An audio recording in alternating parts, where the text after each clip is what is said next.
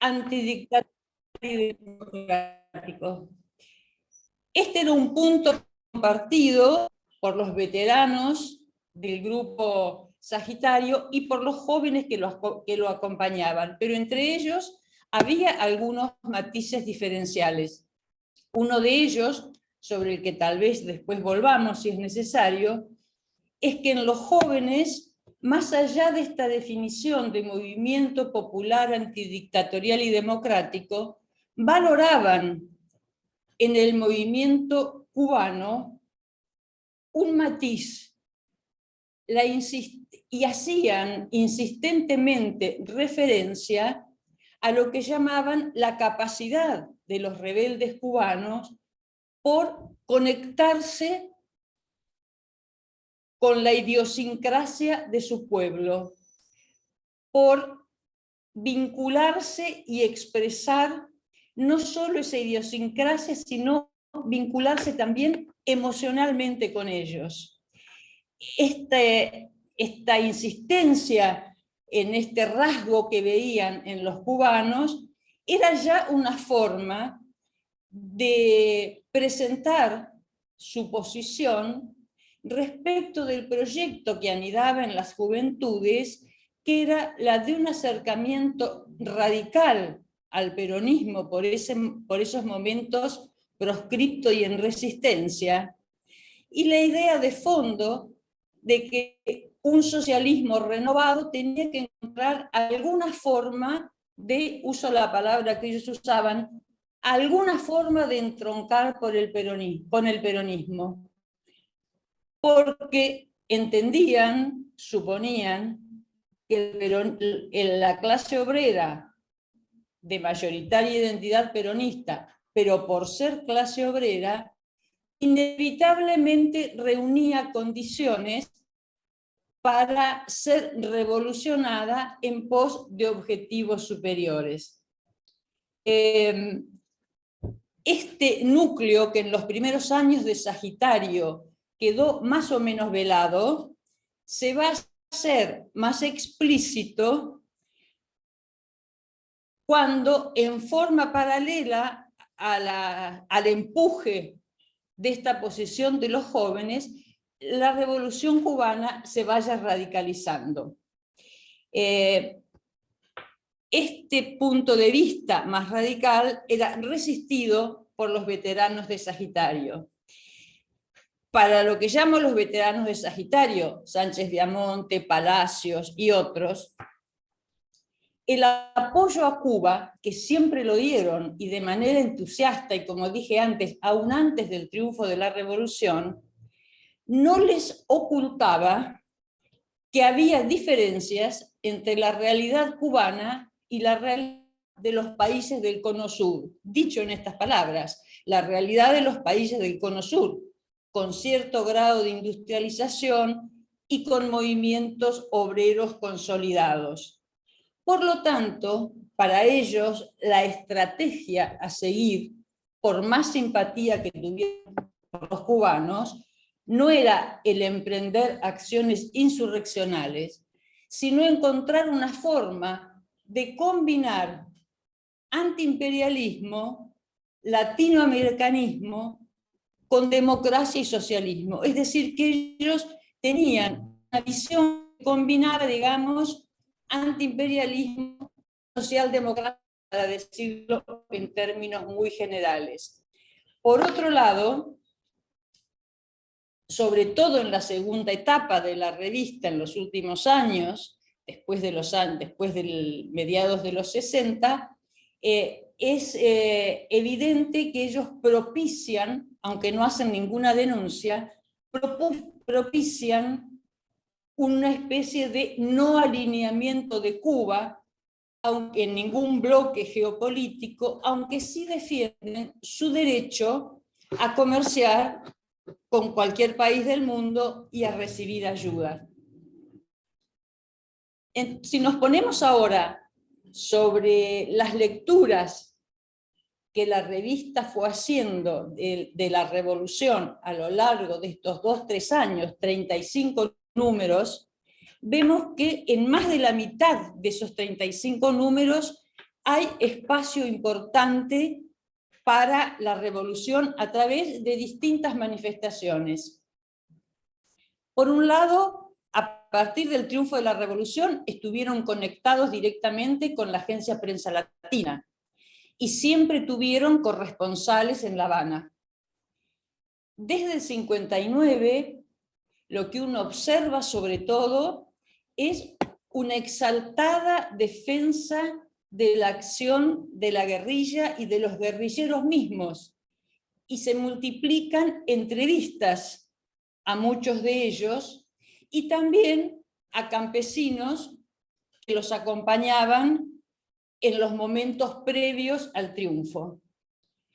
Hay en la revista, estoy hablando de la etapa más dominantemente dominada por los veteranos, hay una justificación del uso de las armas. Fidel aparece con una figura algo así como un soñador que se vio obligado a tomar las armas para redimir a Cuba. Hay en el momento del triunfo una carta personal de Sánchez Viamonte, el director, a Fidel Castro. Hay numerosas notas de Dicis Guira, que era la representante del 26 de julio, no solo en Argentina, entiendo que también en Uruguay, en la región. Uno de los objetivos de Dicis Guira, además de piezas literarias que le publica Sagitario, hay notas en las que ella explica el sentido de la justicia revolucionaria, es decir, habla alrededor del tema que inquietaba ya a muchos, que era el tema de los fusilamientos. Las notas de Dicis Guira dicen: aquí se ha fusilado solo a criminales, acá no se fusila a opositores. Los juicios revolucionarios son comparables a los juicios de Nuremberg. Todo esto le publica Sánchez Viamonte a Dicis Guira. Pero si hay un tema que le interesa a la revista, que le interesa resaltar por su importancia política y estratégica, es por supuesto la reforma agraria. Sobre ese tema vuelven una y otra vez porque en él encuentran el signo de lo que llaman la primera revolución popular latinoamericana que se orienta al socialismo. No dicen que es socialista, que se orienta al socialismo.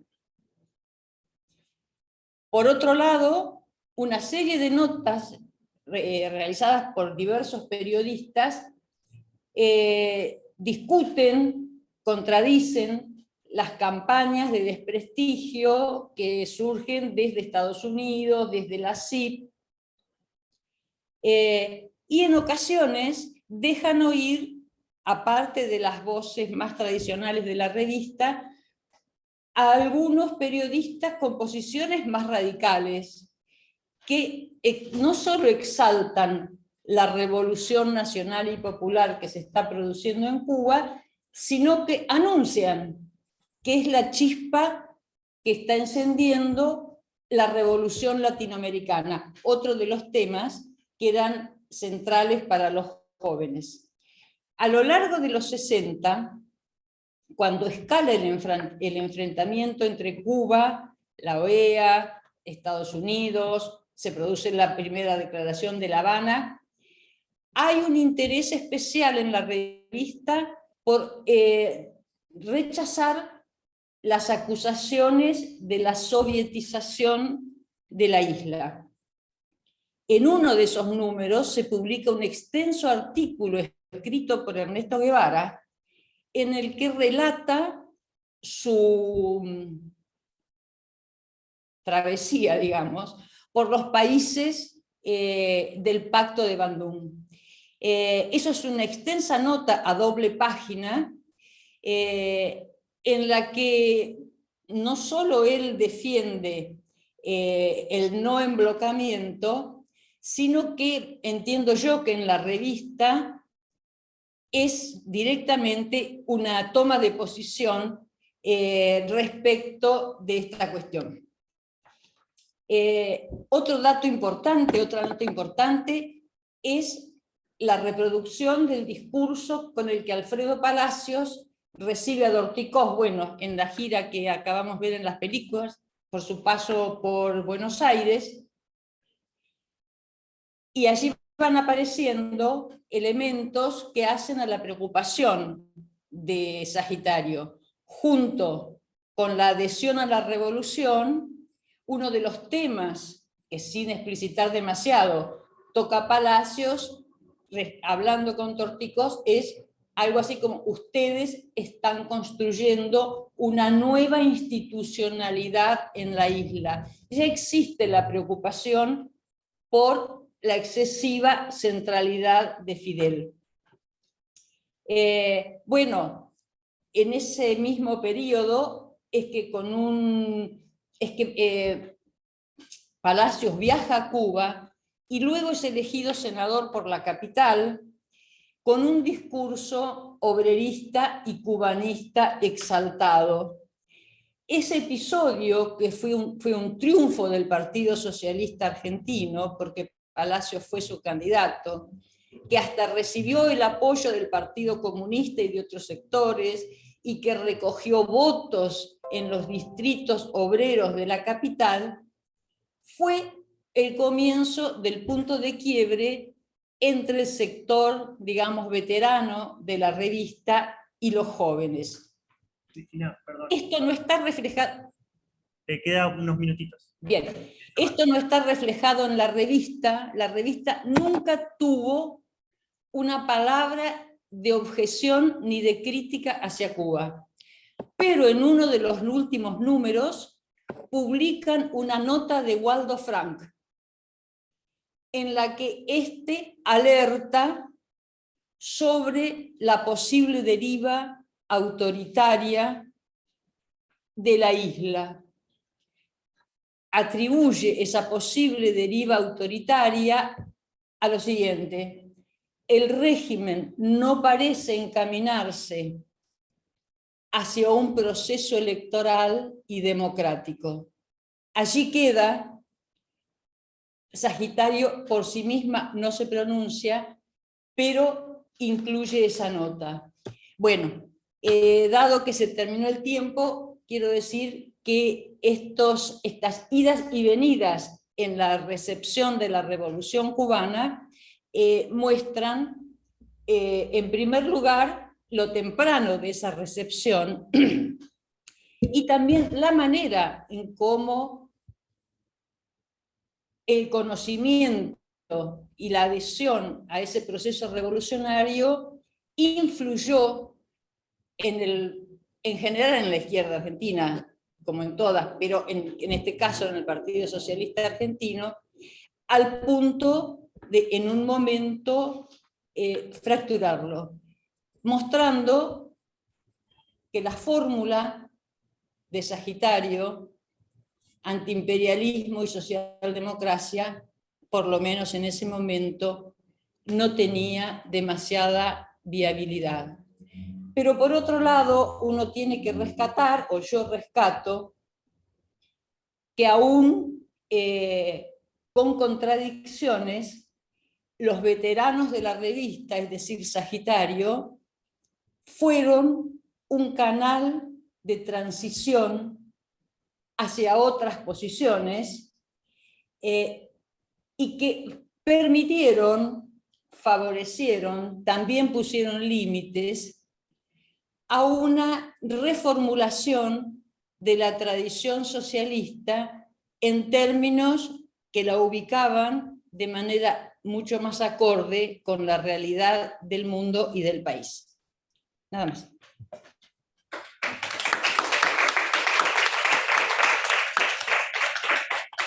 Muchísimas gracias, Cristina. Vamos a pasar a la segunda presentación, que va a ser presentada la ponencia por Diego Sempol, de la Universidad de la República. El título es Hablo por mi diferencia, la Revolución Cubana y las disidencias sexogenéricas, una actualización del debate histórico durante el giro a la izquierda con Osureño.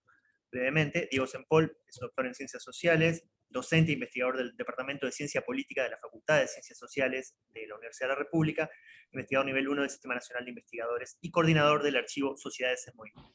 Diego. Gracias. Te vas a tener que acercar un poquito ahí. Pero vamos a ver si se escucha ahí. Ahí, ¿me escuchan bien? Sí. Bueno, gracias a todos y a todas por estar acá. Me parece que está buenísima esta posibilidad de discutir.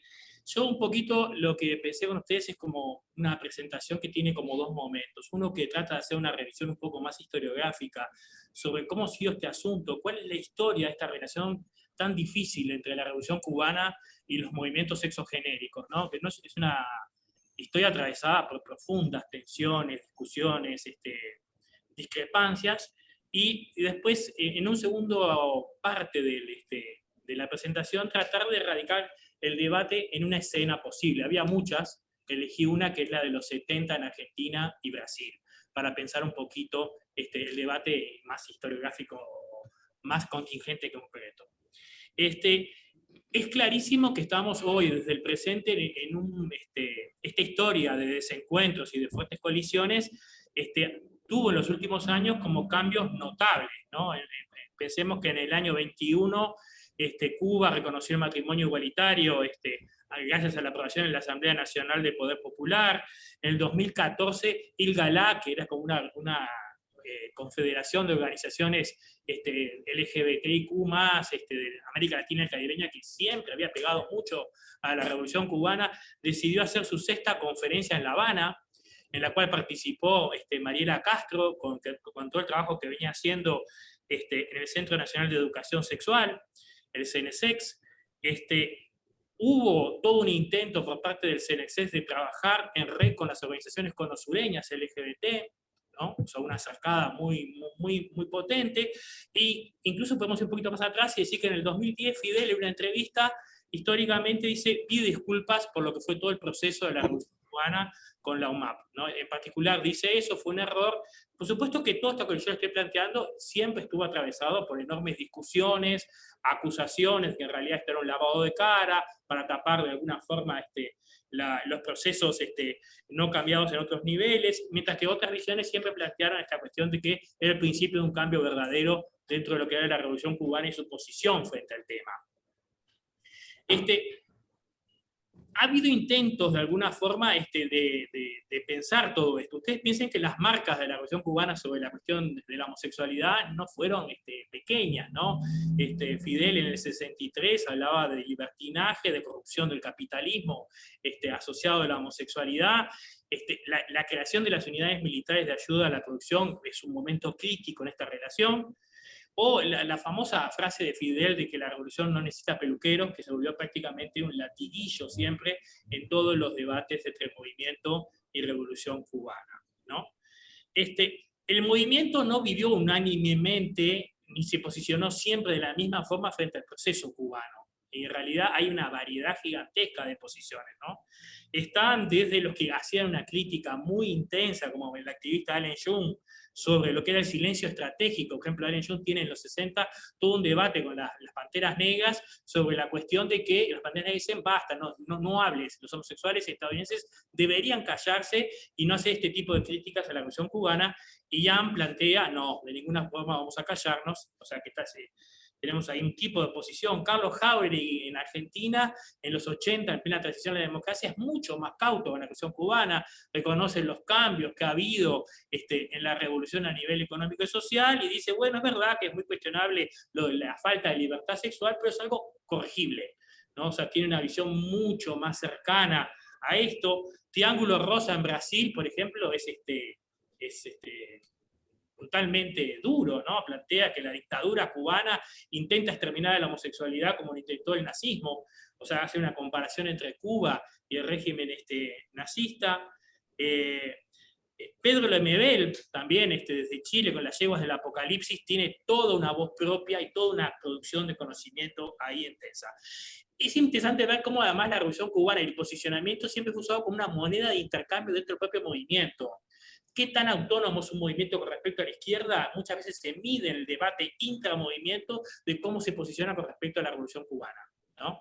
Entonces vamos a ver que hay como toda una disputa interna asociada en esto. Es claro que el modelo de revolución cubana difundido fue fuertemente refractario a los procesos de liberación homosexual.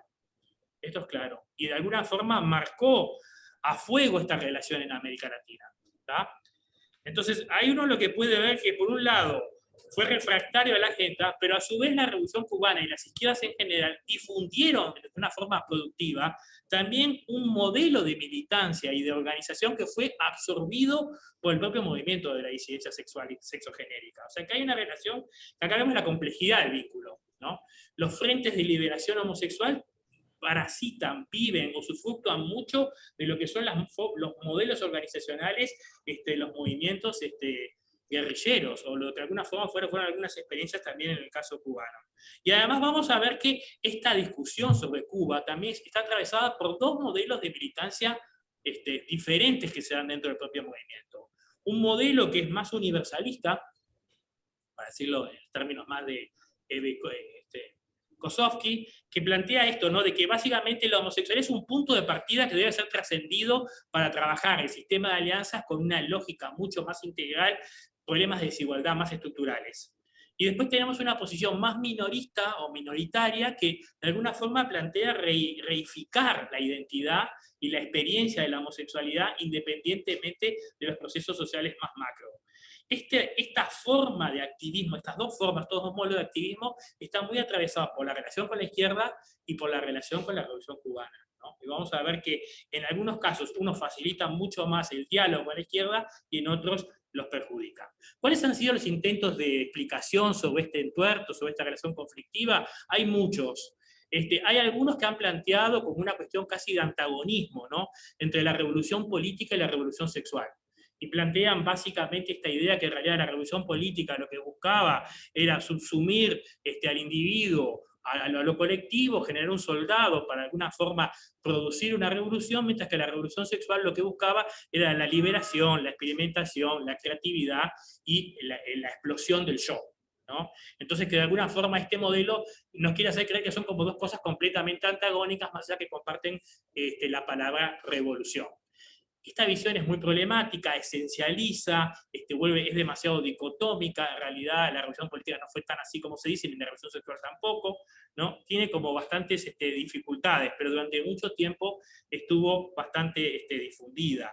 También es cierto que tal vez de esta explicación lo más certero, lo que a mí por lo menos me parece más interesante, es lo que plantea, ¿no? De cómo en realidad, mientras los movimientos homosexuales tenían una gran fascinación con los procesos de revolución en América Latina, porque consideraban que esta era una oportunidad para construir sociedades más igualitarias, no sucedía lo mismo con los procesos guerrilleros con respecto a la revolución sexual, la cual era vista como una falsa revolución, como una moral del goce, o como de alguna forma una propuesta del chiquero, ¿no? Después hay otra línea de explicaciones que apuestan a la lógica de lo que es la homofobia como clave explicativa. Esto también es muy problemático desde mi punto de vista, porque al final se vuelve a caer como también en formas muy esencializadas. Es como que sí, es como la palabra patriarcado, parece un comodín que explica todo, siempre y en todo momento histórico, en todo contexto, siempre patriarcado parece ser el comodín que explica todo. Y homofobia es un poco igual. Entonces, un poco capaz que lo que de alguna forma es interesante pensar historiográficamente es cómo recuperar la contingencia y ver por qué en algunos casos, más allá de la homofobia existente, sí se pudo avanzar con una agenda de liberación sexual o de liberación de la homosexualidad dentro del campo de la izquierda y por qué no. Porque efectivamente en los años 70 hubo casos en los cuales se logró efectiva y exitosamente hacerlo, ¿tá?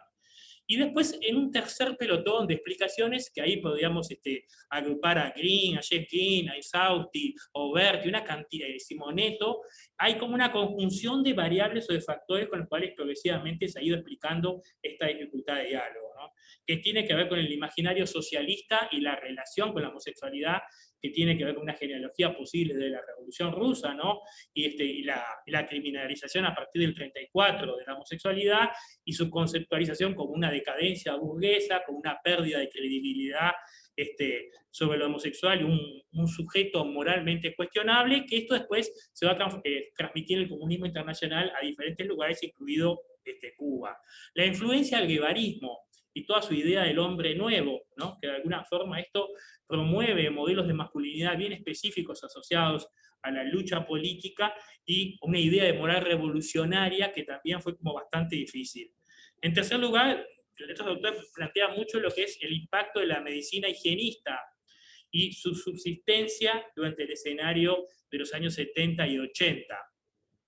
Está también el impacto de la teología de la liberación, en la cual muchos militantes de izquierda se formaron, se construyeron sus propios argumentos, y ahí aprendieron de alguna forma esta idea de que la homosexualidad era una forma de inmoralidad. Está todo el clivaje de la explicación también que explota mucho esta cuestión del sentimiento antiimperialista, y cómo los movimientos homosexuales son vistos como elementos del primer mundo de Estados Unidos, de una forma de imperialismo. Entonces esto generaba como enorme desconfianza, y después en tercer lugar, esto que hablábamos de la masculinidad. Como me queda poco tiempo, voy a la segunda parte de la presentación, que tiene que ver con tratar de ubicar un poco la discusión en dos escenarios, ¿no?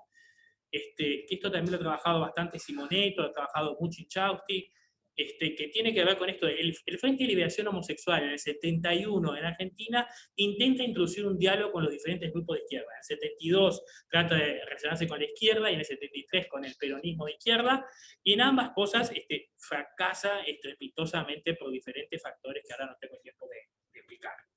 Pero lo interesante de esto es que, más allá de este rechazo que tiene, el que sí le va a dar mucha atención va a ser el Partido Socialista de los Trabajadores. O sea, el trotskismo le dio al FLH un espacio en su local y un lugar para poder trabajar. Y esto tiene que ver, en buena medida, con el contacto que tiene el PST con el Social Worker Party, o sea, que había iniciado en Estados Unidos todo un proceso de reconversión de su forma de entender la desigualdad.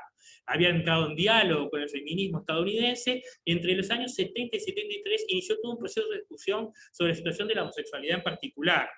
Lo cual volvió, por ejemplo, al PST de Moreno en el 86, uno de los primeros partidos dentro de Argentina que abrazan la causa de la diversidad sexual y que de alguna forma confirman la necesidad de esta agenda.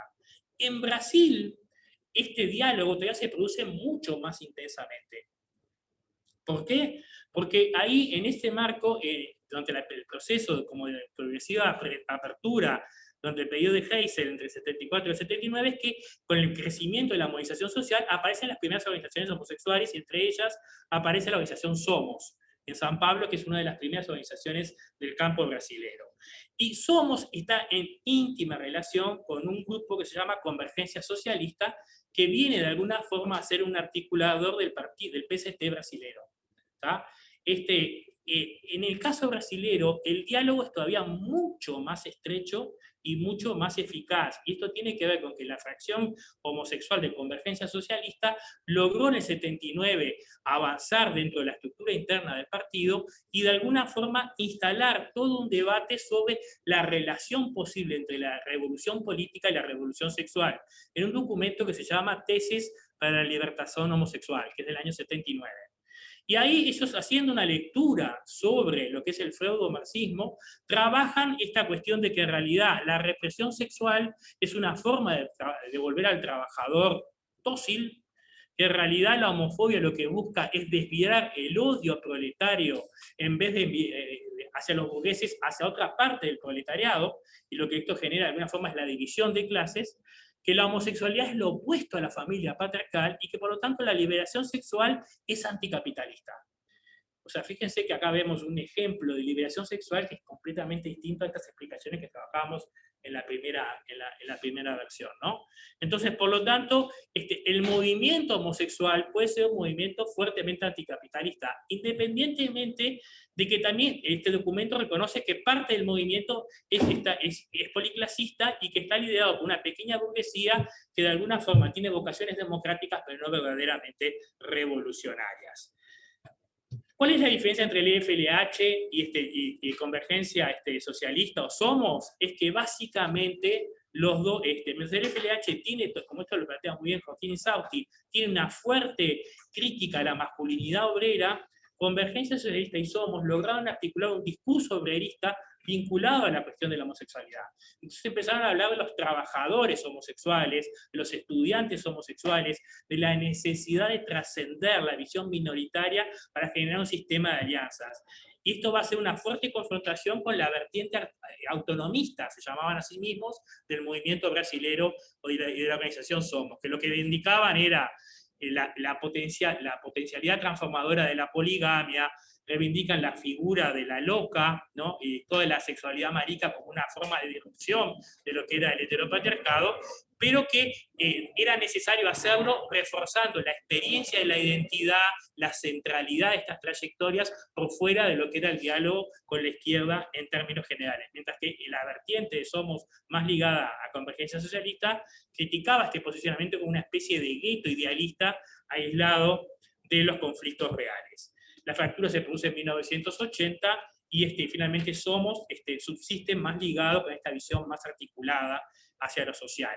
La Convergencia Socialista después se forma parte del Partido de los Trabajadores y de hecho construye en el 81 una fracción dentro del Partido de los Trabajadores que va a lograr revertir la visión que tenía Lula sobre esto. En el año 81 Lula defiende la dignidad de los homosexuales y dice que el Partido de los Trabajadores no va de ninguna forma a tolerar formas de discriminación en este sentido.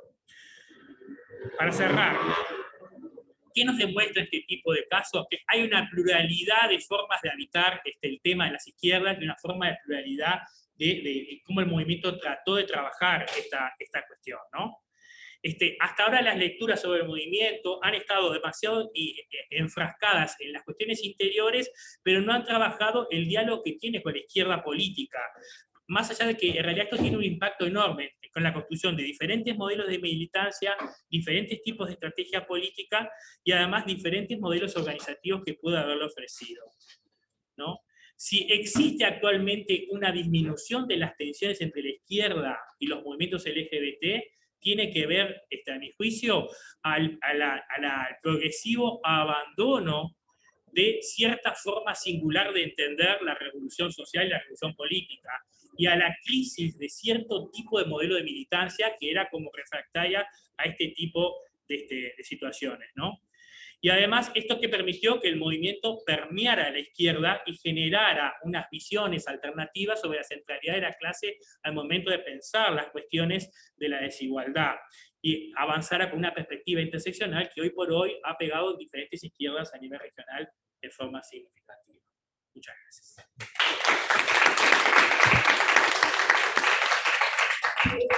Muchísimas gracias, Diego. Vamos a dar paso a la tercera presentación de hoy de esta mesa. Marco Morra va a presentarnos la ponencia que se llama Las relaciones de las izquierdas internacionales con la Revolución Cubana. Marco es doctorando en estudios internacionales en la Universidad de Nápoles, La Orientale, y en Historia Contemporánea en la Universidad de Santiago de Compostela. Su tesis doctoral aborda el estudio de las circulaciones ideológicas y militantes entre América Latina y Europa Occidental en los años 60 y 70. Marco, te aviso cuando queden 5 a tu chat individual. Gracias. Muchas gracias a los organizadores por esa oportunidad. Bueno, en esa ponencia quiero describir la recepción de la Revolución Cubana por la nueva izquierda, sobre todo italiana, a lo largo de la década de los 60, y en particular el impacto que el internacionalismo cubano tuvo en la definición de las fronteras ideológicas y políticas de los grupos izquierdistas, destacando especialmente dos objetivos que pueden ayudarnos a una reflexión más general sobre la relación entre la Revolución Cubana y la nueva izquierda europea. Investigar las circunstancias en las cuales se produce influencia y transferencia de idea política, sino simple circulación, y replantear la tesis que atribuye una centralidad al caso Padilla en el divorcio entre Cuba y la nueva izquierda europea. Bueno, a lo largo de la década, la producción de información política sobre Cuba se incrementó excepcionalmente en dos periodos, 1961-1964, primer periodo, y el segundo entre 1967 y 68.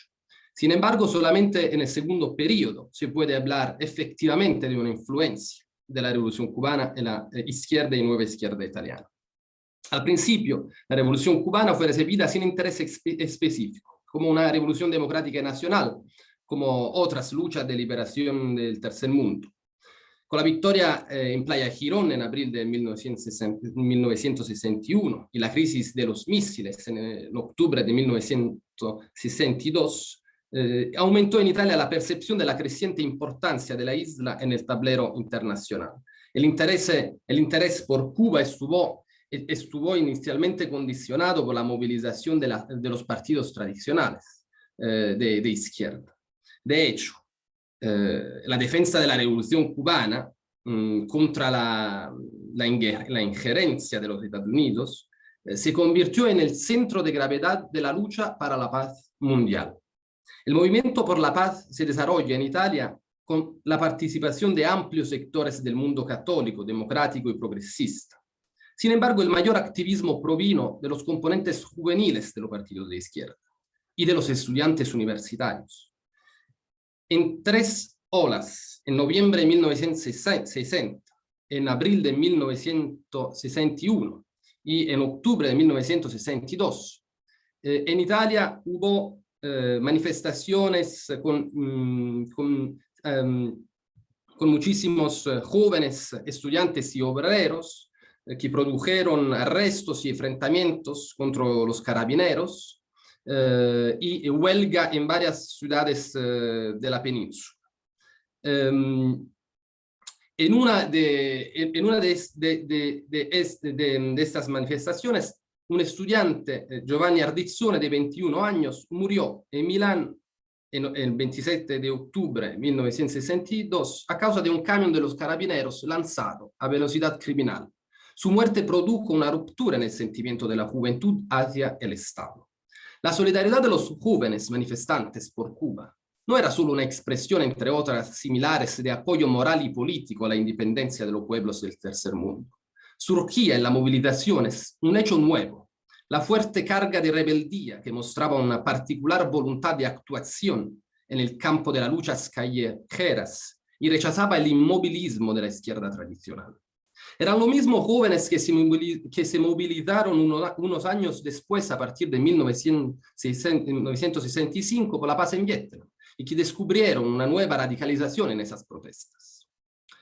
Sin embargo, en esos años se estableció una conexión sentimental entre la rebelión juvenil en Italia y la revolución cubana, no fue la revolución cubana, sino la polémica chino-soviética, la China maoísta, que iba a catalizar la disidencia emergente, inspirando las primeras agregaciones marxista-leninistas.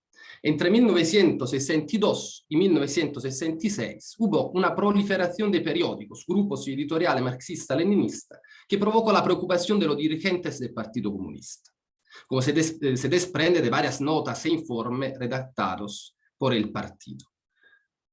La nueva izquierda italiana, pero también en Francia, nació en torno de la polémica sino-soviética.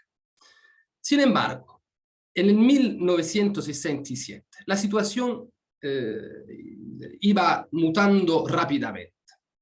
En una investigación realizada por el Partido Comunista en el primer semestre del año sobre los grupos extremistas en Italia, surgieron nuevos elementos interesantes. En un informe de 2 miembros de la Secretaría Política del partido, se señalaba que la actividad de los grupos en el movimiento por la paz y la libertad en Vietnam mostraba una preocupante capacidad de organización y adquiría características cada vez más provocatorias. No eran los maoístas, que tenía mucho peso dentro del movimiento. Su actuación era cada vez más débil, señalaban los autores, destacaban los autores del informe. Había cobrado mayor influencia, una especie de tercera posición, que pretendía distanciarse tanto de la URSS, de la Unión Soviética, como de China, consideradas las principales responsables de la división y de la debilidad del movimiento comunista antes de la escalada estadounidense en Vietnam. Esta tercera posición adoptaba la tesis que la forma de ayudar concretamente a Vietnam era crear 2, 3, muchos Vietnam en el mundo, según el llamamiento guevarista. Acusaba al Movimiento para la Paz y la Libertad en Vietnam de posiciones pacifistas genéricas y equívocas, y promovía un cambio de estrategia basado en la reactivación de la crítica de la coexistencia pacífica y en la convicción de que a la violencia del imperialismo solo se podía responder con la violencia. Bueno, puede parecer extraño que entre 1960 y 1966, a pesar de la gran cantidad de información política producida por los periódicos de izquierda en Italia, la Revolución cubana no tuviera ninguna influencia. Y no tuviera ninguna influencia hasta 1967, cuando, en cambio, tuvo un impacto real en la nueva izquierda italiana, cambiando completamente el cuadro político de la nueva izquierda. ¿Por qué por qué se pasa esto? ¿Cuáles son las circunstancias que producen el pasaje desde un simple flujo de información a la transferencia de ideas políticas integradas en las estrategias, en la práctica de nueva izquierda? Uno de los factores que determinaron esta diferencia cualitativa fue el diferente papel de Cuba en la difusión internacional de contenidos revolucionarios. Las publicaciones de la OSPAL, como el panfleto de Guevara, Crear 2-3 Mucho Vietnam, publicado en abril de 1967, y la difusión de la Tricontinental a partir de agosto, permitieron una amplia circulación de las ideas revolucionarias desde Cuba. Por otra parte, en el mismo momento en que Cuba se convirtió en un actor activo en la producción y difusión de ideas revolucionarias en el mundo, se desencadenaba un ciclo global de movilizaciones antiimperialistas en torno a la guerra de Vietnam, que iba a desempeñar un papel capital en la radicalización de los movimientos estudiantiles, por lo menos en Europa y en Italia. En esta coyuntura, la actividad de los cubanos fue apoyada por actores locales, partidos, editores, revistas. En primer lugar, el editor Gian Giacomo Feltrinelli. Mucho se escribió sobre su actividad. Entonces, es inútil de volver sobre esto. También fue importante la contribución de la izquierda socialista, que en 1964 rompió con el Partido Socialista para crear el Partido Socialista de Unidad Proletaria. Su órgano oficial, el semanario Mundo Nuevo, se ha distinguido desde el principio por su apasionada adhesión a la causa del pueblo cubano. Y muchísimos políticos o periodistas de este partido y de este semanario fueron a Cuba en la segunda mitad de los años 60. Finalmente, no fue menor el papel que desempeñó en la difusión de las ideas cubanas la revista La Izquierda. Su editor, Giulio Savelli, fue expulsado del Partido Comunista, era un comunista inicialmente, y su director, Lucio Colletti, igualmente ex dirigente del Partido Comunista, era una referencia filosófica y política de la época en Italia.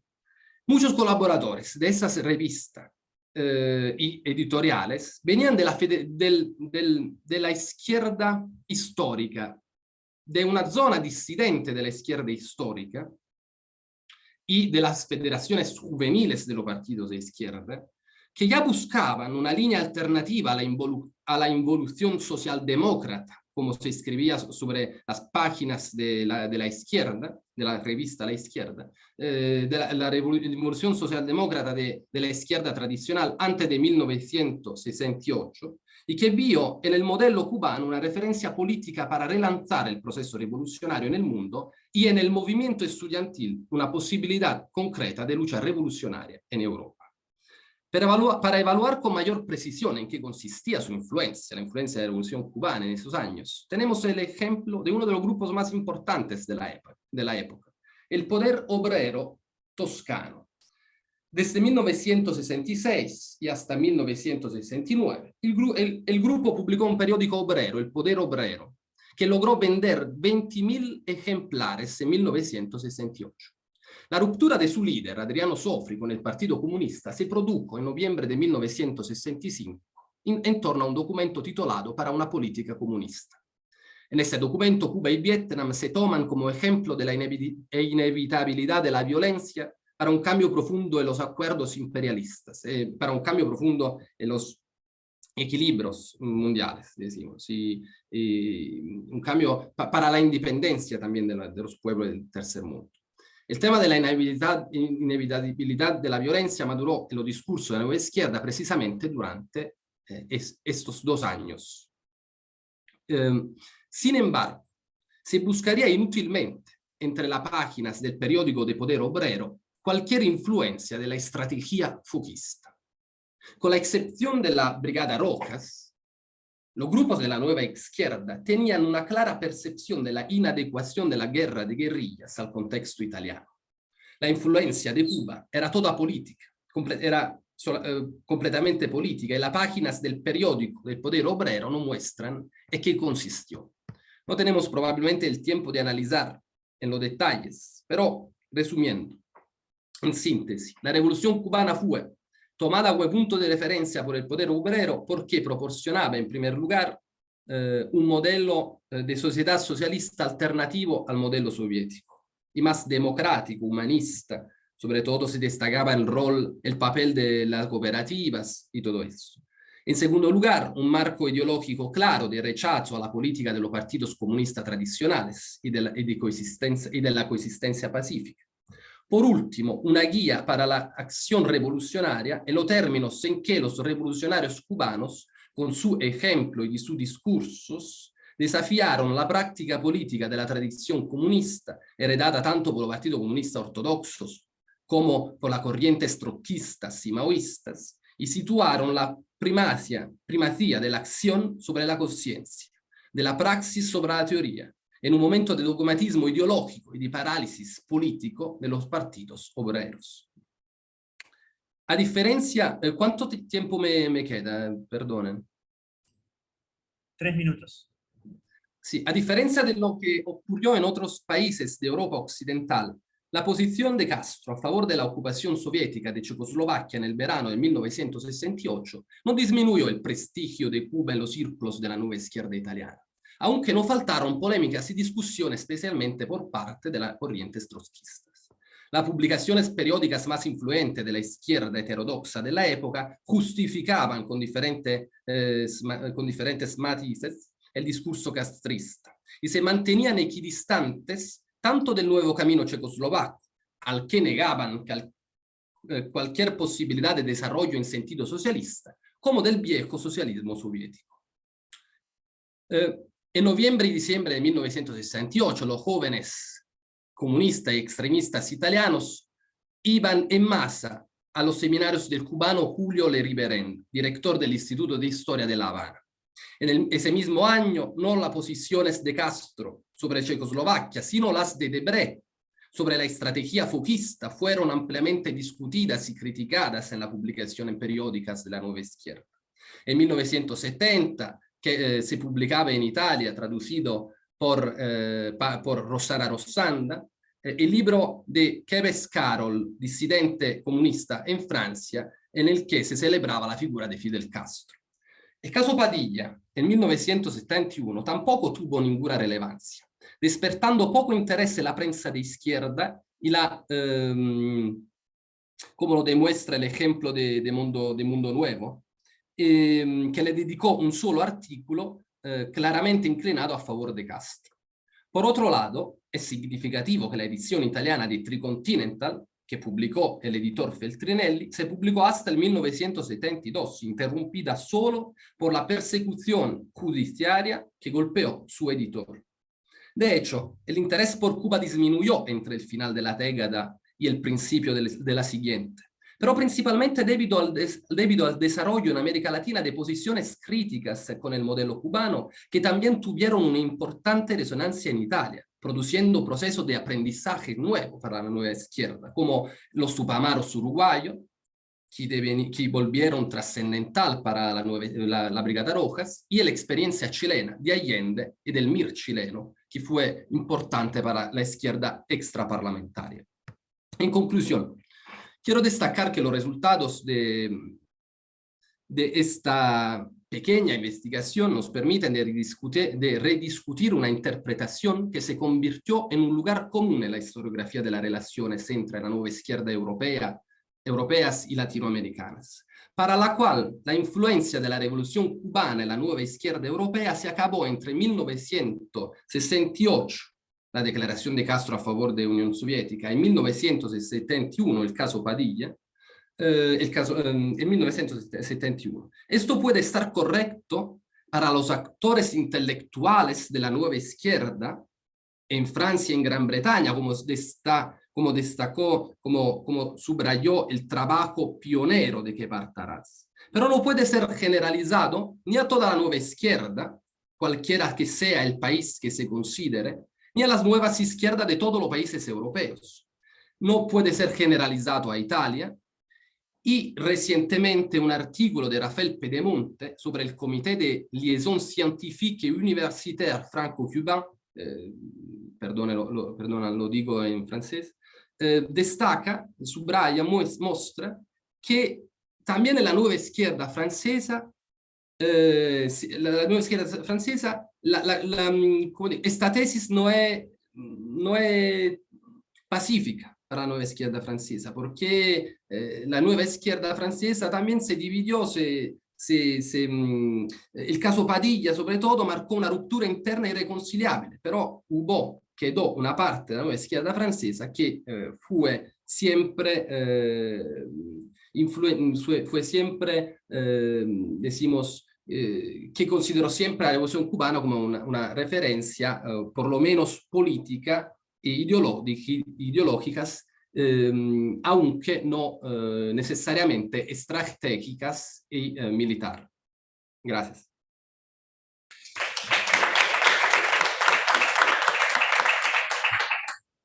Muchas gracias, Marco. Pasamos a la siguiente presentación, la última de la mesa. Giselle Piñeiro.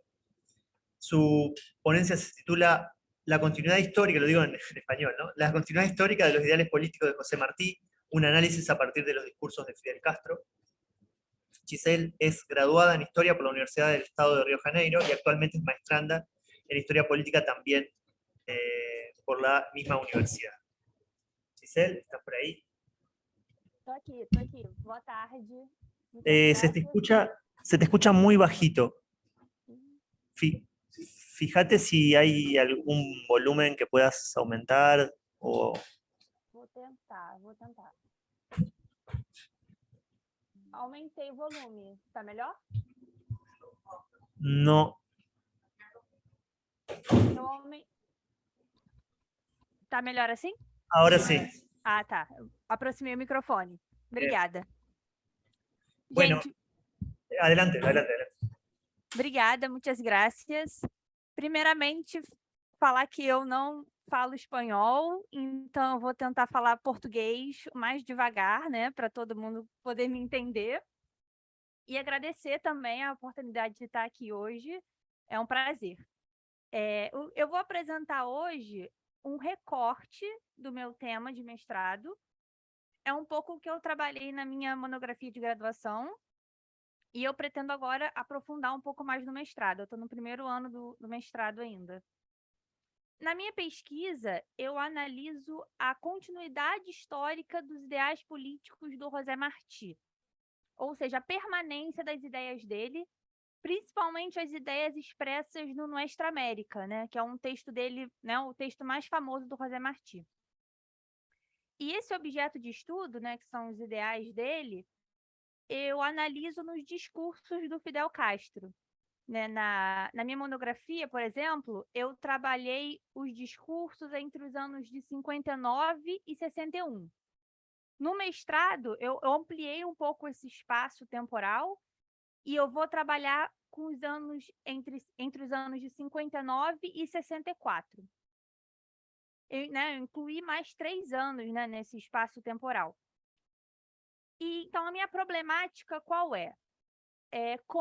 Em que contexto os ideais políticos do José Martí, no Nuestra América, contribuíram para o projeto revolucionário do Fidel, antes, né, e depois da declaração do caráter caráter socialista da Revolução.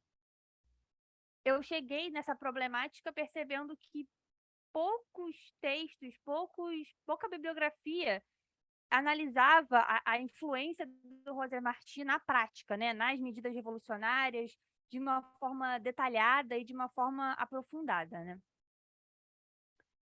Sobre o José Martí, né, vocês já devem saber, o José Martí, ele foi o líder da Guerra de Independência de Cuba, ele foi teórico, advogado, enfim, e ele liderou a Guerra de Independência, né, que foi uma guerra de independência que acabou frustrada por causa da intervenção dos Estados Unidos. E o Martí é muito interessante analisar a vida dele, né, porque ele viveu grande parte da vida em exílios, em países latino-americanos, na Espanha, e ao longo dessas viagens, ele observou a realidade da América Latina de uma forma muito crítica. E ele se abriu para uma compreensão de uma unidade maior, de uma unidade dessa América Latina que ele chamaria de Nuestra América. Né? E o Martí, até hoje, ele é um grande símbolo nacional em Cuba, né? Existem vários espaços dedicados a ele. E eu entendo que compreender o pensamento do José Martí também é uma forma de entender mais a fundo a própria sociedade cubana e a Revolução Cubana também.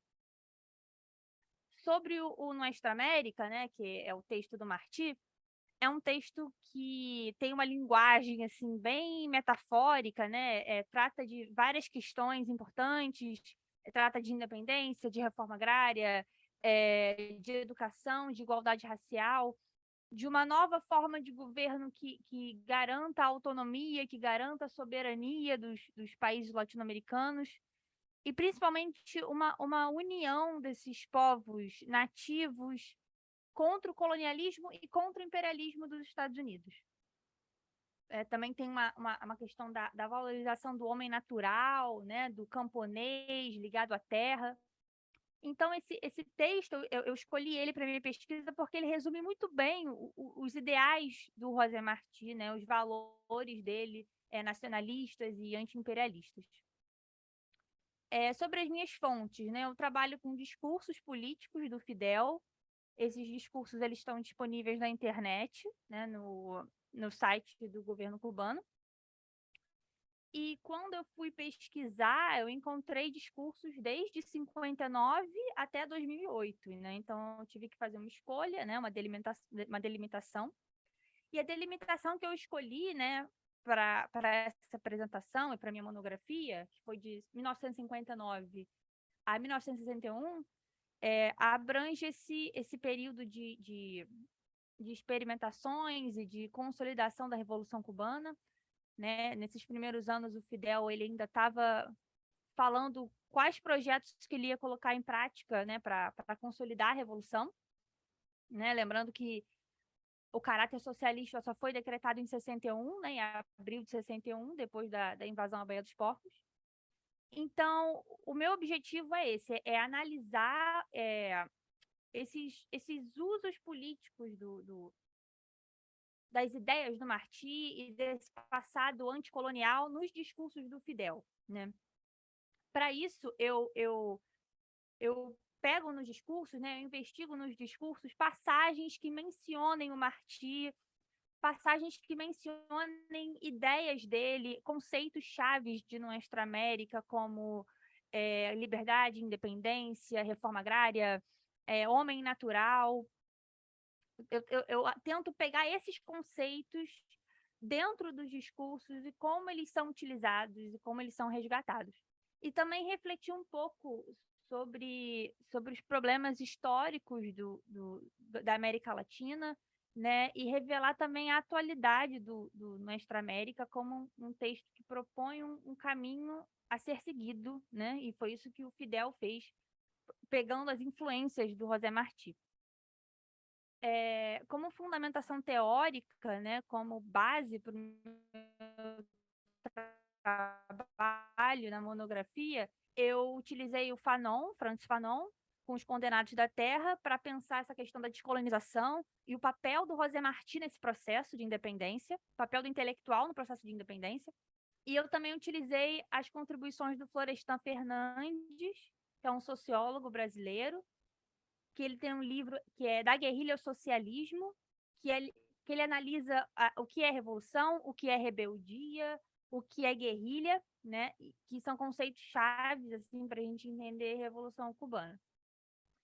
E nessa delimitação temporal entre 59 e 61, por exemplo, a minha hipótese é que, pensando em contextos e pensando nas medidas tomadas nesse período, a hipótese é que os ideais do Martí influenciaram o Fidel na consolidação do projeto revolucionário em relação aos contextos de independência, né, contexto libertário, de reforma agrária e de campanha de alfabetização, que fez parte dessa reforma educacional do Fidel, né, que as ideias de libertação, de nacionalização, de autonomia intelectual do José Martí e do Nuestra América influenciam diretamente o Fidel na formulação e na legitimação das medidas revolucionárias. E pensando especificamente em cada ano que eu analiso, né, pensando no ano de 1959, por exemplo, que é, né, o contexto da vitória da Revolução Cubana, quando a gente pega para analisar os discursos desse ano, de 59, a gente percebe que o Martí ele é muito citado como um exemplo de luta e como um símbolo nacional. Em vários discursos, o Fidel ele apresenta a Revolução Cubana como uma continuação das lutas de independência do século XIX, né? E o Fidel está sempre assumindo um compromisso de completar as lutas do Martí, de garantir a república tão sonhada por Martí, né? Ele defende princípios expressos no Nuestra América, ele defende a liberdade, a democracia, a justiça social, o humanismo, a cultura nacional, a criação de novas ideias, a noção de utilidade, de necessidade, de reforma agrária, de reforma educacional, tudo isso é mostrado nos discursos como princípios da Revolução Cubana. Ele também fala muito da questão da união dos povos do continente, né, para a gente combater o imperialismo, como o Martí defendeu. Em relação ao ano de 1960, né, que foi o ano em que a reforma agrária foi acelerada, né, ela foi decretada em 59, mas ela só foi colocada mais em prática em 1960. Os discursos eles fazem muita referência ao nacionalismo cubano, né, ao homem natural ligado à terra, essa figura do camponês que o Martí fazia muita referência, né, e principalmente as virtudes desse camponês, né, que apoia a Revolução Cubana. Existe muita referência também à ideia de desenvolvimento do trabalhador, né, de uma propriedade, uma pequena propriedade como um caminho para a liberdade do trabalhador, de retorno também para práticas de produção que aproximem o homem da terra, uma produção agrícola que atenda aos interesses nacionais e não mais aos interesses imperialistas, e uma necessidade de desenvolvimento dessas forças produtivas nacionais, né?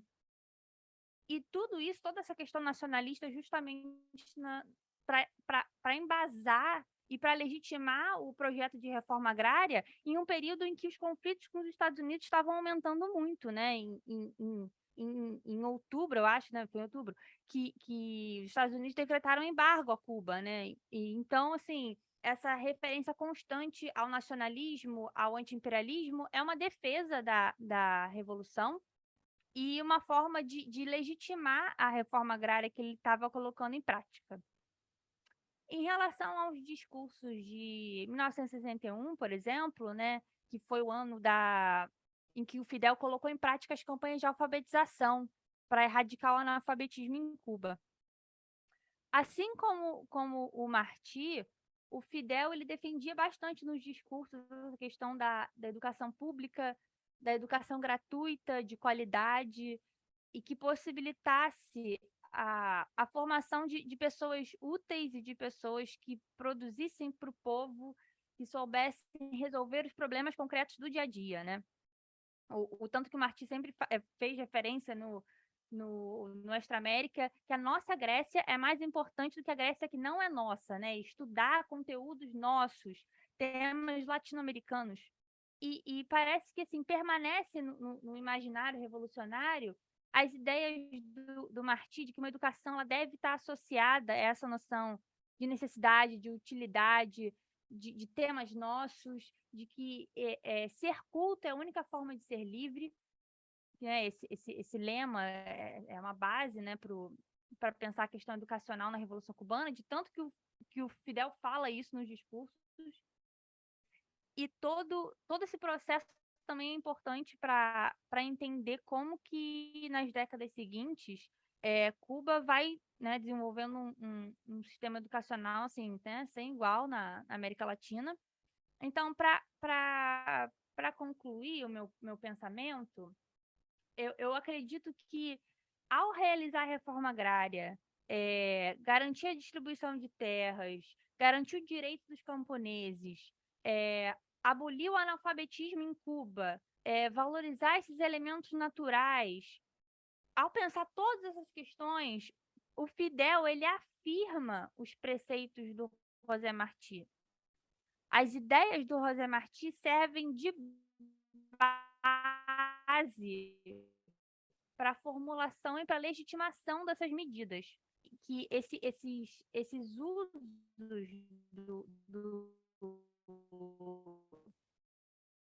do passado para legitimar a forma, criar uma relação identitária com esse passado e sustentar uma retórica e um argumento de uma segunda independência, uma independência que agora não vai ter uma intervenção dos Estados Unidos, né? Despertar o nacionalismo, essa consciência revolucionária. Por isso que o Fidel ele traz tanto o Martí nos discursos.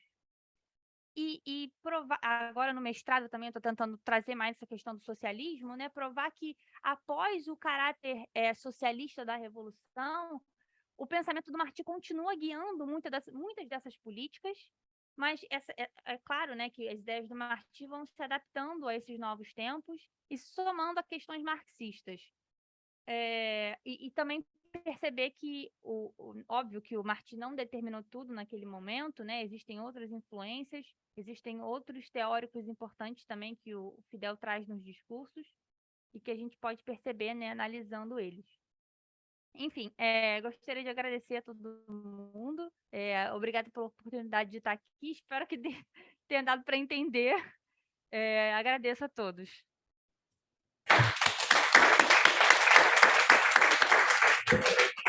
Muchas gracias, Giselle. Bueno, vamos a dar paso ahora a los comentarios de las presentaciones que van a estar a cargo de Aldo Marchesi, docente investigador de esta facultad. Bueno, ¿se escucha? Sí, se escucha, sí. Bueno, a ver. Hola a todos, primero. Agradecer las ponencias que fueron muy interesantes, muy variadas entre sí, por lo cual es difícil pensar un comentario general. Y agradecer también a los colegas que hablan en otros idiomas y que hicieron un esfuerzo para ser claros y facilitar el diálogo.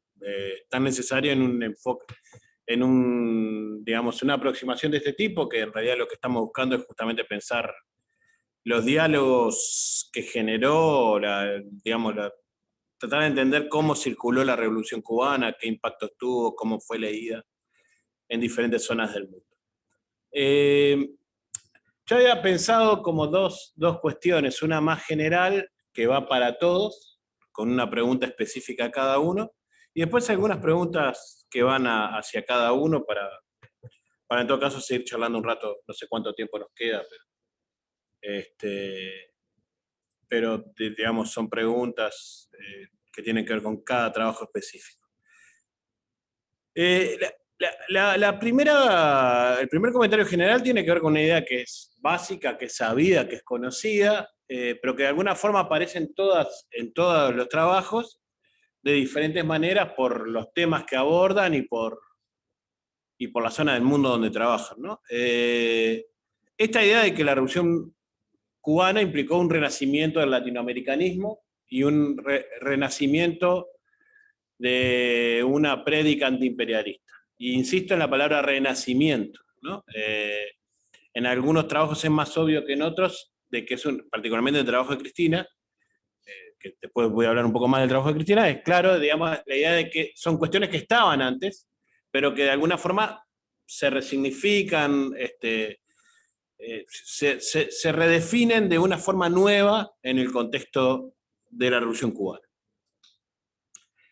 Y en cada caso me parece que esto tiene características que me interesaba preguntar sobre esto, sobre este problema, digamos, sobre este asunto de la resignificación del latinoamericanismo y el antiimperialismo, porque creo que en alguna medida son dos elementos que van pegados, ¿no? Que van juntos, ¿no? El latinoamericanismo está en diálogo con la idea de que de que hay un anti-imperio, y por imperio se entiende Estados Unidos. A Cristina la pregunta es, ¿cuánto de ese nuevo latinoamericanismo tiene que ver con el viejo latinoamericanismo? Si es posible hacer una disección, digamos, entre aquel latinoamericanismo que es el que los viejos de Sagitario, digamos, expresan, y este nuevo latinoamericanismo, este nuevo antiimperialismo. ¿Hay rupturas centrales? ¿Hay elementos realmente diferentes o es una misma continuidad? A Diego, acá esto de el latinoamericanismo, digamos, para los movimientos homosexuales, ¿es una categoría relevante? Viejo y nuevo, incluso, ¿no? De alguna manera se sienten, por ejemplo, en el feminismo yo he notado, particularmente en las últimas décadas, hay toda una cuestión de feminismo del sur, todo este asunto, ¿no? En esos momentos que vos trabajás, que básicamente vas de los 60 a los 80 en la reconstrucción historiográfica que hiciste, ¿podés detectar si efectivamente esta sea latinoamericanista, de somos una gran patria, de estamos todos luchando contra Estados Unidos? ¿Cómo se leen desde los movimientos homosexuales? Porque esto tiene que ver también cómo se piensa lo latinoamericano. Y para Diego también en relación a esto, ¿cómo se piensa el imperio? Porque acá hay todo un asunto que me parece ultra interesante, que vos lo planteaste, que es esta idea de que los homosexuales son un agente imperial. ¿Qué? Sí, dron no se usaba en ese tiempo la palabra, pero un agente imperial, que están asociados ciertos... Me gustaría que si podés detectar cómo es esa representación del homosexual como agente imperial. Nosotros lo hemos hablado más de una vez, recuerdo hace años, en un proyecto que teníamos, trabajamos una canción de un cantor de protesta de los 60, uruguayo, que hacía una descripción de un oligarca y lo llamaba el puntasteño marica, ¿no? Ahí había toda una caricatura, no decía pro-imperialista, pero casi. Pero, digamos, ¿cómo es esa construcción del homosexual como agente imperial? ¿Y cómo juegan esto de los latinoamericanos? Para Marco, también, siguiendo esta línea de reflexión sobre qué es lo latinoamericano para Italia, para los jóvenes italianos de mitad de los 60. ¿Implica algo exótico? ¿Implica algún tipo de acercamiento en relación porque también en la nueva izquierda de los 60 hay como una reflexión del lugar del europeo, del lugar de Europa del Sur en relación a Europa del Norte? ¿Cómo juega esa identidad latinoamericana en esa gente? ¿Es algo meramente exótico? Hay también, digamos, están los latinos, en última instancia. ¿Cómo juegan todas esas categorías en eso? Y para Giselle, digamos, la pregunta es si ella encuentra ¿cuál es el lugar de Martí en los latinoamericanismos previos a la revolución? Que creo que lo tiene. Después tengo como preguntas más concretas en relación a cada uno. Para Cristina, a mí me parece muy interesante el trabajo de Cristina, sobre todo para discusiones que trascienden el tema de la Revolución Cubana, que tienen que ver con esto de vieja nueva izquierda. Porque el trabajo de Cristina muestra efectivamente que cuando hablamos de nueva izquierda, en realidad esa nueva izquierda tiene un diálogo con experiencias previas, de alguna forma es una conexión con experiencias previas, que es la revalorización de ciertas cosas que en los 20 y en los 30 existieron y que se retoman. De alguna forma la propia desarrollo de Sagitario tiene que ver con eso. Pero tengo tal vez dos grandes preguntas. Una es sobre los socialistas, como actor internacional o regional. O sea, por ejemplo, ¿qué piensan estos socialistas de Sagitario sobre los socialistas cubanos? ¿Existe el socialismo cubano? ¿Tienen contrapartes de los socialistas del Caribe? Digamos, ¿qué pasa en términos...? Porque el socialismo, aunque tiene esa relación muy conflictiva con lo internacional, siempre tiene dimensiones internacionales, y de hecho Cristina en el artículo muestra que Sagitario tiene un papel central en crear una secretaría latinoamericana con sede en Montevideo. Entonces, ¿qué relación tienen estos socialistas con otros socialistas en otras partes de América? Fundamentalmente en el Caribe, con Cuba mismo. Es una pregunta que me generó bastante curiosidad. Y lo segundo es que en este debate, en esta cuestión sobre Cuba, hay reminiscencias también de la discusión de estos mismos socialistas con la Revolución Rusa, ¿no? O sea, la idea de que hay sectores del socialismo argentino que plantean una suerte de, digamos, no oposición y no alineación con la Unión Soviética, ¿no? Esta idea de se puede criticar, pero a la vez se puede ser solidario. Si en el debate sobre Cuba también aparece un poco, si aparece la experiencia de la Revolución Rusa y los debates de los 20 y los 30 en el debate sobre Cuba, y más concretamente, ¿qué pasa con el problema del comunismo? Digamos, no lo digo como, concretamente el 62 empieza a ser un tema. ¿Y qué pasa con eso? ¿Cómo lo procesan los socialistas? Y si en ese asunto emerge la experiencia de la Revolución Rusa.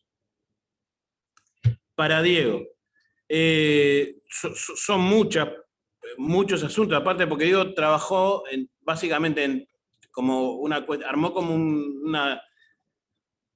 un diseño de un campo historiográfico que tiene que ver con izquierdas, Cuba y movimientos homosexuales.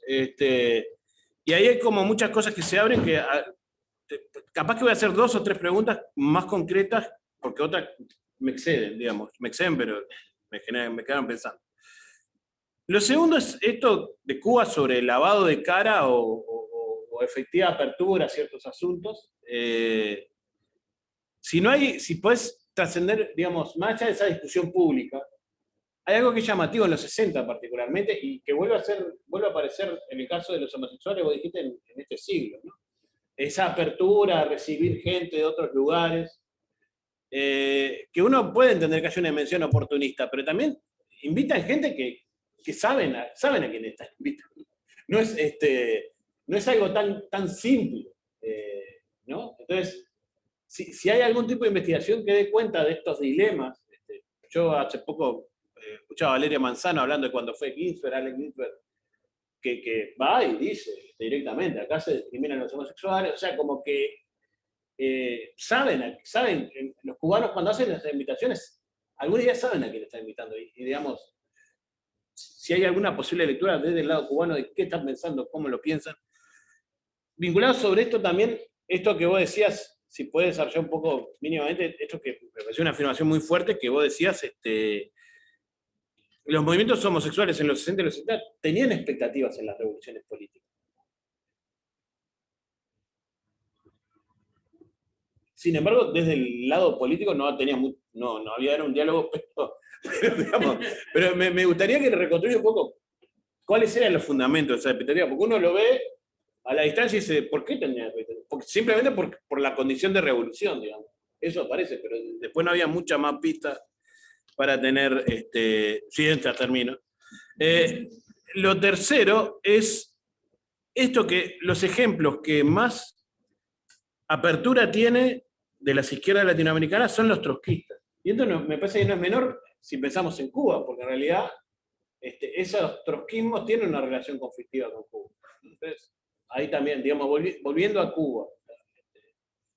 Y lo último es muy menor, pero si podés decir que hay momentos donde Cuba efectivamente generó, dentro de la izquierda latinoamericana, fue responsable de generar visiones más atrasadas, perdón el lenguaje moderno, sobre el tema de la homosexualidad, y si hay momentos donde Cuba ayudó a abrir la reflexión sobre la homosexualidad. Si podés distinguir momentos de eso.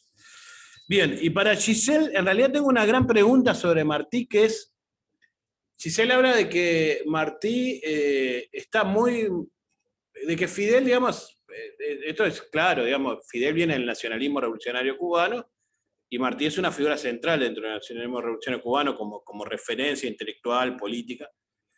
Pero hay algo que es llamativo ahí, que yo no sé bien cómo se da, que es que hay un momento donde la figura de Martí en la revolución empieza a tener menos presencia. Lo digo incluso de la intuición, porque cuando cae la Unión Soviética, en los 90 hay como una revalorización de Martí, ¿no? Entonces, ¿cuándo es que la figura de Martí empieza a tener menos presencia y por qué? Y ¿por qué se explicaría eso? Y bueno, yo por acá dejo. Bien, vamos a, si quieren, a responder, comentar los comentarios en el orden de las ponencias. Si quiere empezar Cristina. Lo que les voy a pedir a los cuatro es si pueden ser, digamos, lo más sintéticos posibles, ya que hay varias preguntas, muchos comentarios, y así podemos terminar. Sí, voy a tratar de ser breve para responder la gran cantidad de preguntas que hizo Aldo. Gracias. Digamos, la primera cosa que tengo que decir es que este grupo tuvo una historia muy larga y que por lo tanto es difícil en pocas frases entender las razones de su continuidad. Es una de las cosas que yo me pregunto, pero digamos, este grupo nace al calor de la Reforma y muy influenciado, como otros, por la Revolución Rusa. Hay un recorrido. En un momento, parte de ellos deciden entrar al Partido Socialista y ocurre que algunos de ellos, particularmente Sánchez Viamonte, a mediados de los 30, en el Partido Socialista, lidera una corriente interna que quiere empujar al Partido Socialista a ligarse con la Tercera Internacional. Pero luego viene el fascismo, y en pleno fascismo, y luego la guerra, esta gente hace un cierto vuelco en sus posiciones y, para decirlo en dos palabras, empieza a tener una valoración diferente respecto de ciertos contenidos liberales.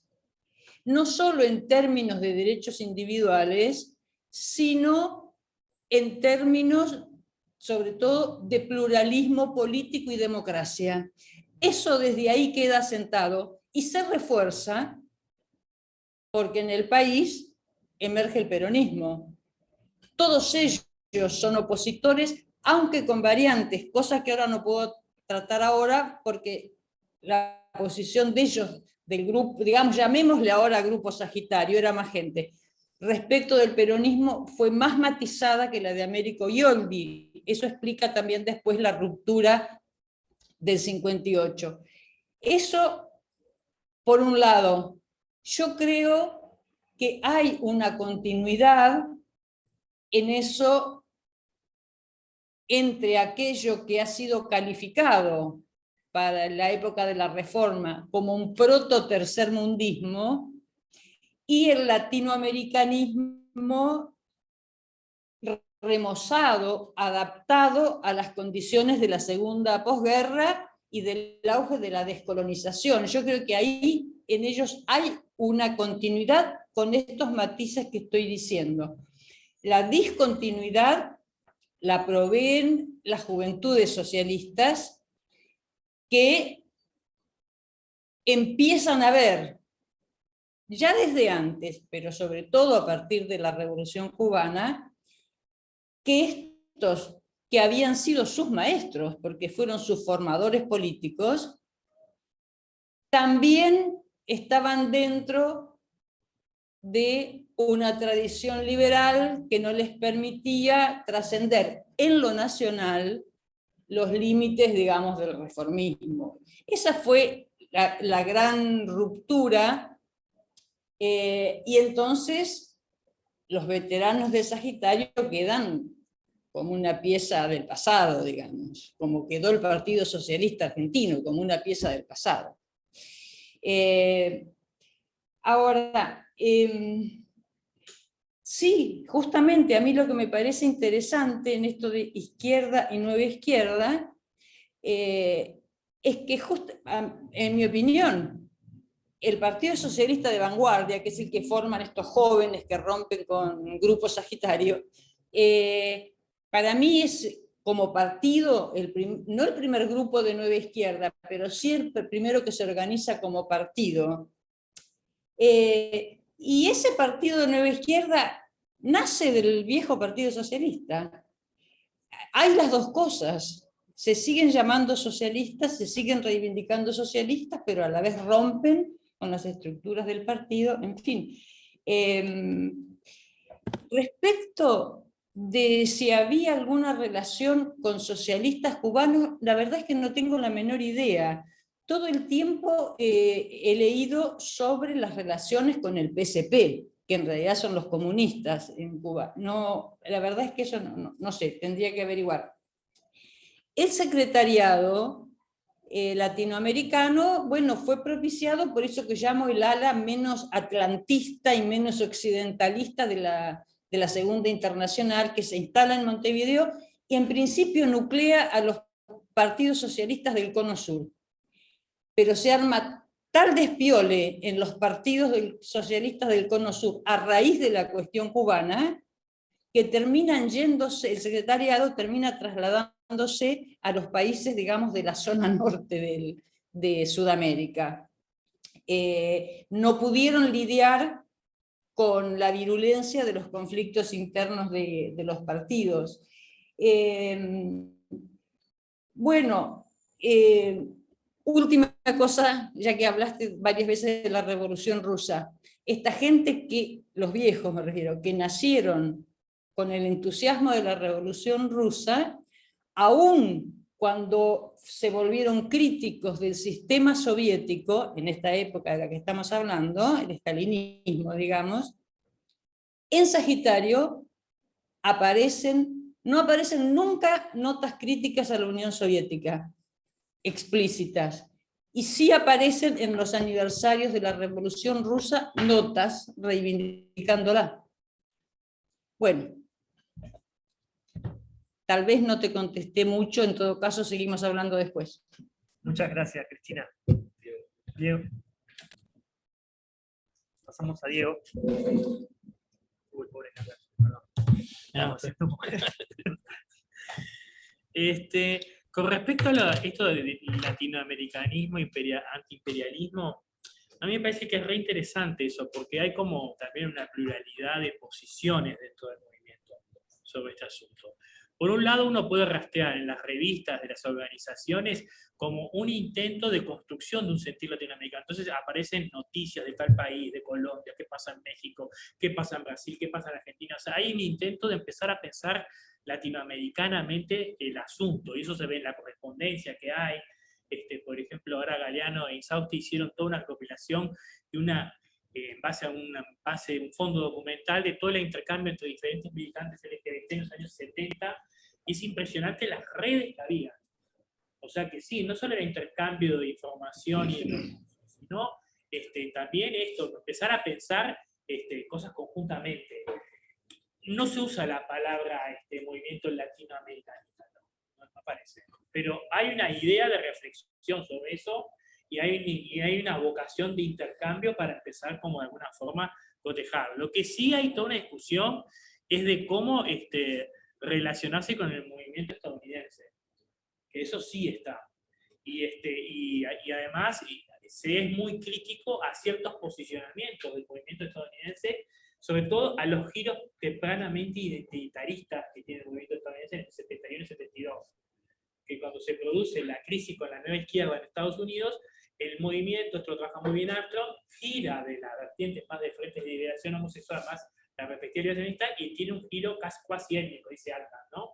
Y entonces, hay muchos movimientos en América Latina que empiezan a ser como muy críticos con esto, o sea, consideran que precisamente este giro identitario es un proceso de despolitización y de captura, se vuelve una mercancía más dentro de PWMB, por ejemplo, es súper crítico con esto, entonces va a Stonewall y dice la meca del capitalismo gay, o sea, hay como toda una visión muy, muy dura sobre la deriva identitaria y poco combativa que a partir del 72-73 empieza a tener buena parte del mainstream del movimiento. Y evidentemente la parte de la izquierda lo pensó siempre en este clivaje oligarquía. Esto es una degradación de las clases altas. Lula lo decía muy bien antes de hacer su conversión. Ahí va. Decía, los trabajadores no hay homosexuales. Decía él, ¿no? O sea, la variable de clase es un diacrítico diferencial para ver dónde hay homosexuales y dónde no. Esto es un problema de la burguesía, es una decadencia de la burguesía, y no es un problema de nosotros sectores populares del pueblo. Y además esta idea de hedonismo siempre produce mucha sospecha. En la cultura militante izquierda es una persona demasiado explícita, demasiado centrada en el placer, es como irritante y esto tiene que ver con ideas de consumismo en Estados Unidos, de exacerbación del yo, ¿no? Que son como de alguna forma visiones sobre esto de la cuestión del imperialismo. Yo creo que el proceso cubano es un proceso legítimo y cierto, y revela, más allá de que hay grupos LGBT que lo cuestionan, y en particular en Miami, pero en realidad el proceso cubano de apertura en este tema es un proceso legítimo, que tiene que ver con no es que nace de un repollo, hay todo un movimiento a favor de combatir el machismo en Cuba que hace que Cuba sea uno de los primeros países que acepta la despenalización del aborto, que hace toda una promoción de la mujer, y es desde ahí que empieza a hacer todo este trabajo articulado en un programa de educación sexual, que a mí me parece que es una modalidad muy científica, muy defensiva dentro de la estructura de lo que fue la isla, pero revela las propias tensiones que tiene la revolución. Cuando a mí me tocó ir a eventos de estos, era impresionante ver la plana mayor de la Revolución Cubana en el acto de homenaje del 17 de mayo, del Día de Derecho contra la Homofobia en Cuba. Y estaba la plana mayor de la Revolución Cubana. O sea, era impactante ver eso, o sea, de alguna forma, y eran actos de drag, lo que veía la plana mayor de la Revolución Cubana. Uno puede decir, son gestualidades, pero en regímenes capitalistas, ¿cuándo será que un presidente asista? ¿Se entiende lo que voy? O sea que hay, creo que tensiones políticas muy intensas, pero creo que lo que el CNSX empezó a tratar de llevar adelante fue realmente tratar de hacer un proceso profundo de transformación, y que más o menos lo ha ido cumpliendo, porque de alguna forma trabajó con programas de educación sexual, hizo programas de educación sexual popular, trató de combatir las lógicas más machistas y homofóbicas, y después empezaba a plantear este proceso de transformación jurídica. O sea que el reconocimiento de las personas trans en Cuba es muy temprano, las operaciones de reasignación y confirmación de género son pioneras también en el contexto de Latinoamérica. De hecho, casi toda la medicina latinoamericana va a Cuba a formarse en cómo hacer las operaciones de reasignación. O sea que hay como realmente un esfuerzo que, por supuesto, tiene toda su doblece, ¿no? Pero bueno, yo soy de los que creo que sí, que este proceso efectivamente es interesante. ¿Cuáles son las expectativas? La mayoría de los militantes homosexuales eran militantes de izquierda. Entonces, y ellos querían trascender su identidad sexual, o sea, que en realidad tenían expectativas de la revolución porque eran militantes de izquierda que decían, yo quiero cambiar el mundo. Y además quiero cambiar el mundo, pero que esto también se incluya. Vamos a ver que esto después se empieza a frustrar, y esto genera una experiencia muy traumática en muchos militantes ex de izquierda que empiezan como a abandonar los espacios. Héctor Navitarte, por ejemplo, que era militante del Partido Comunista Argentino, cuenta todo esto, cómo lo mandan al psiquiatra, cuando él sale del closet dentro del Partido Comunista Argentino, y cómo después progresivamente se va distanciando hasta que funda Nuestro Mundo, la primera organización homosexual argentina en el 67, y después el FLH. A Néstor Perlongen lo echan del partido trotskista en el que estaba, porque el trotskismo, antes de procesar esta discusión, era también fatal. O sea que, y están todos marcados por estas cuestiones. Pero también acá hay una cuestión que es muy interesante, o sea, el militante homosexual en el 70 tenía claro que el mundo era homofóbico, y entonces tenía como piel de cuero en eso, y resistía, y trataba de alguna forma de disputar hasta donde pudiera en los espacios donde había. Cuba cambió en esto, yo creo que influyó mucho en algunos periodos en la forma más negativa, ¿no?, que se tiene. Creo que su transformación vino más tarde de lo que se produjo en otras izquierdas latinoamericanas. O sea, el proceso que el CNSX lleva adelante capaz que puede ser pionero en el Caribe, no es pionero en el Cono Sur. Donde ahí la vanguardia claramente latina, Argentina tiene Uruguay, y Brasil bajo otras modalidades, Colombia, mucho más que en el caso de Brasil. Se acabó. Muy bien, gracias, Diego. Marco, tu turno. Gracias, gracias Aldo por la pregunta, porque me permite de pensar a algo, a una circunstancia, un factor que no consideré en mi ponencia y que efectivamente influye en la diferente recepción de la revolución cubana en la segunda mitad de la década. Es decir, que efectivamente hasta la mitad de la década, desde los 60, en Italia no se conocía verdaderamente América Latina. América Latina era necesariamente algo exótico, lejos, que se conocía muy superficialmente. Fue la Revolución Cubana que empezó a producir un interés mayor en Italia hacia América Latina, tanto que el primer instituto de Estado de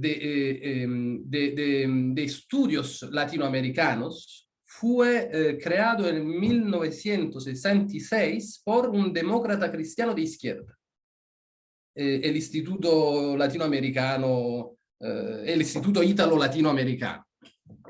Y entonces, a partir de esos años, 1966, también decimos las instituciones, no solo universitarias, como de Estado, empiezan a interesarse más, las instituciones, decimos, culturales, de investigación, empiezan a profundizar su conocimiento, análisis de las interpretaciones de las dinámicas latinoamericanas. Y se produce un conocimiento más preciso que efectivamente produce un contexto en el cual las experiencias revolucionarias latinoamericanas tuvieron un impacto mayor. Es decir, hasta la mitad de la década, necesariamente América Latina aparece como algo exótico y lejos. En la representación por lo que concierne a la representación de la Revolución Cubana, los primeros años, Cuba siempre se destacó de la Revolución Cubana, cosa, su aspecto campesino, su aspecto rural, aunque no era el solo aspecto de la Revolución Cubana. En la segunda mitad, los estudiantes y la nueva izquierda subrayan que la Revolución Cubana tuvieron un papel importante también, por ejemplo, los estudiantes, sobre todo se profundiza el conocimiento del Cono Sur, y en los países del Cono Sur, en Italia, decimos, interpretados como muy similares a Italia. Porque de un lado Italia era el más latinoamericano de los países europeos, económicamente, decimos, más débil, decimos, el estado de bienestar del capitalismo europeo occidental en Italia era menos desarrollado. Y entonces, de otro lado, decimos en Cono Sur, como sabemos, el capitalismo estaba desarrollando una industria. No se trataba de una economía agrícola, rural, sino que industrial. Entonces, fueron sobre todo países de Cono Sur que fueron, decimos, más estudiados, más... La izquierda no izquierda se interesó muchísimo a esos países del Cono Sur porque más similares a Italia y en un momento en el cual en esos países surgieban experiencias revolucionarias que tenían un impacto político en Italia también. Y entonces, ¿cómo decir? Ya no hay un aspecto exótico lejos, sino que un aspecto de búsqueda de similitudes, de analogías entre los países. Y ¿qué otro? Esto, no tanto el latinoamericanismo como el tercermundismo tuvo un impacto importante en Italia, pero en el marco de la tricontinental. Ecco, el punto de ruptura, el momento de cambio, la percepción, decimos, de América Latina en Italia fue la tricontinental. La tricontinental, la olas y todo lo que pasó a partir de la mitad de la década. Antes no puedo contestar precisamente a esta pregunta porque simplemente hay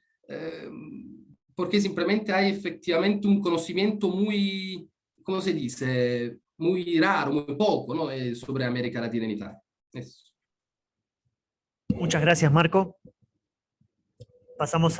Cerramos con Giselle. ¿Estás por ahí? Tô aqui. Obrigada. Obrigada pelas perguntas. Se eu não me engano, a primeira pergunta foi sobre o lugar do José Martí antes da Revolução Cubana, né? E a gente tem que pensar que o Martí ele influenciou muitos intelectuais, né, durante o século XX, e especialmente o José Carlos Mariátegui, né, que foi um peruano que traz essa questão indígena, né, para pensar pautas econômicas e sociais na América Latina. E o Mariátegui ele também ele pensa a questão da independência, né, trazendo a reforma agrária, trazendo o anti-imperialismo do José Martí, trazendo a autonomia dos povos originários, a atuação dos indígenas, né, para seguir esse caminho socialista, né, e marxista. Então, eu acho que o José Martí ele influencia muito a questão intelectual latino-americana, não só cubana, mas latino-americana no século XX. E também o Martí as ideias do Martí também tem um papel importante também na Revolução de 33 em Cuba, né? Que foi uma revolução, uma mobilização de operários, de estudantes para colocar fim à ditadura do Gerardo Machado, né? Então, eu acho que ao longo da década de 30 e 40, as influências do José Martí também são visíveis. E eu acho que a outra pergunta foi sobre um pouco uma presença menor, menos influência do José Martí depois da aproximação de Cuba com a União Soviética. Sim, de certa forma sim, porque houve um planejamento econômico mais, né, com um modelo mais próximo da União Soviética, teve uma diminuição da influência do José Martí na questão científica, né, na produção científica e intelectual em Cuba. E eu acho que isso foi devido às circunstâncias mesmo, né? Houve também muita influência do marxismo, a influência das próprias ideias do Che Guevara. Mas, assim, as ideias do Martí também foram retomadas, principalmente na década de 80, que houve aquela campanha de retificação dos erros, né, na década de 80, quando se reconhece que houve uma perda da autonomia econômica, né, e existe também uma reafirmação desses valores históricos e democráticos do José Martí. Então, assim, houve óbvio que houve novos teóricos e novas ideias influenciando a Revolução Cubana, mas eu tento trazer essa influência do Martí, principalmente nesses primeiros 6 anos da Revolução Cubana. Obrigada a todos. Muchísimas gracias, Giselle. Bueno, les pido disculpas como moderador que se nos fue de las manos un poco el tiempo y no va a quedar para abrir al público en general. Imagino que tienen muchas inquietudes, veremos de cómo canalizarlas, pero si no, se nos va a hacer muy tarde. Entonces, lo que les propongo es ahora un corte. Les agradezco muchísimo a los 4 expositores, a Aldo por los comentarios, estuvo preciosa la mesa. Les propongo 10 minutos. 10 minutos, estoy cansado, pero con 10 minutos me alcanza. 10 minutos de respiro y volvemos con la última sesión de hoy. Gracias.